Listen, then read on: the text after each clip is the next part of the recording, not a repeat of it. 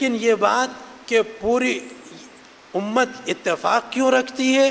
کیونکہ نبی علیہ الصلاۃ والسلام سے صراحت سے ثابت ہے یہ بات کہ اگر حضور کے زمانے میں بھی پیش آیا ایسے مسائل کہ صحابہ نے ایک ہی مجلس میں اپنی بیویوں کو 3 طلاقیں دے دی اور حضور نے اس کو قائم بھی کیا۔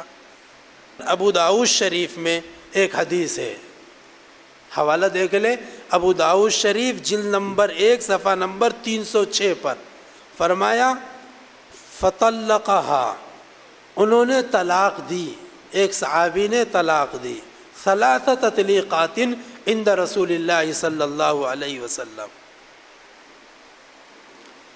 نبی صلی اللہ علیہ وسلم کی موجودگی میں، فطلقها 3 تطلیقات عند رسول اللہ، حضور کی موجودگی میں 3 تطلیقات، ایک صحابی نے اپنی بیوی کو 3 طلاقیں دی، فانفذہ رسول اللہ صلی اللہ علیہ وسلم، نبی صلی اللہ علیہ وسلم نے اس کو نافذ فرما دیا، یعنی یوں فرما دیا حضور نے 3 کے 3 طلاقیں واقع ہو گئی۔ یہ صریح حدیث ہے، صحیح حدیث ہے۔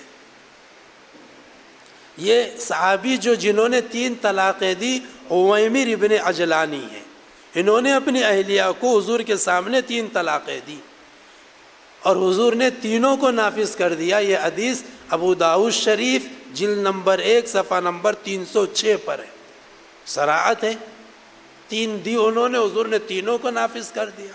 ہند میں انوکھا مرکز تحفظ دین، یہ دین کا ترجمہ ہے مرکز تحفظ دین۔